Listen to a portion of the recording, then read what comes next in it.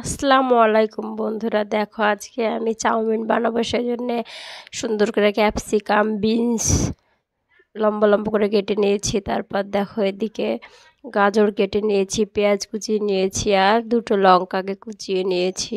সুন্দরভাবে এইভাবে আগে থেকে সুন্দর করে গুছিয়ে কেটে নিলে রান্না করতে ভীষণই সুবিধা হয় বন্ধুরা। চলো, এবার কড়াতে তেল দিয়ে দিয়েছি।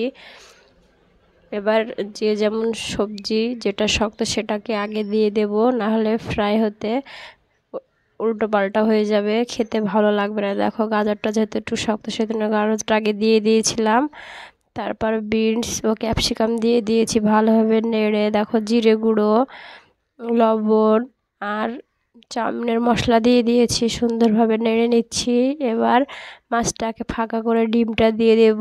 বারবার এক একটা করে সবজি তুলে আবার দিতে গেলে অনেকটা সময় লাগবে বন্ধুরা। এইভাবে আমরা শর্টকাটে যাতে বানাতে পারি এবং চাউমিনটা এনজয় করতে পারি, সেজন্য মাঝে দিয়ে দিলাম। দেখো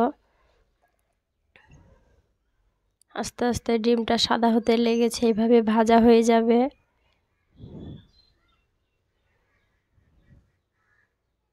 তোমরা কে কে চাউমিন খেতে পছন্দ করো বন্ধুরা, কমেন্টে জানাবে। আমার তো ভীষণই ভালো লাগে ছুটির দিনে এইসব রান্না করে খেতে। দেখো ডিমটা অনেকটা শক্ত হয়ে গিয়েছে, এবার সব সবজির সঙ্গে মিশিয়ে ভালোভাবে ভেজে নেব।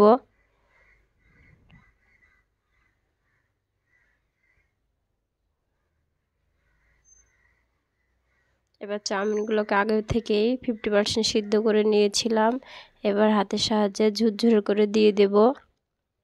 দেখো পুরোটা ঢেলে দিলে দলা পাকিয়ে যেত, ভালো হতো না। তোমাদেরকে একটা টিপ দিয়ে দিই, চাউমিন সিদ্ধ বেশি করবে না, 50% সিদ্ধ করবে। আর যখন দিবে তখন হাতের সাহায্যে এইভাবেই ছাড়িয়ে নেবে, তাহলে দেখবে চাউমিনটা ভীষণ ভালো হবে, ঝরঝরে হবে। আর দেখতে সুন্দর জিনিস কার না খেতে ভালো লাগে, তাই না বন্ধুরা? দেখো এবার চাউমিন মশলা দিয়ে দেব, লবণটাও দিয়ে দিলাম।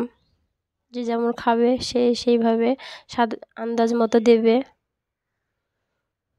সব বন্ধুরা, আমার ভিডিওটা তোমাদের কেমন লাগলো কমেন্টে জানাবে।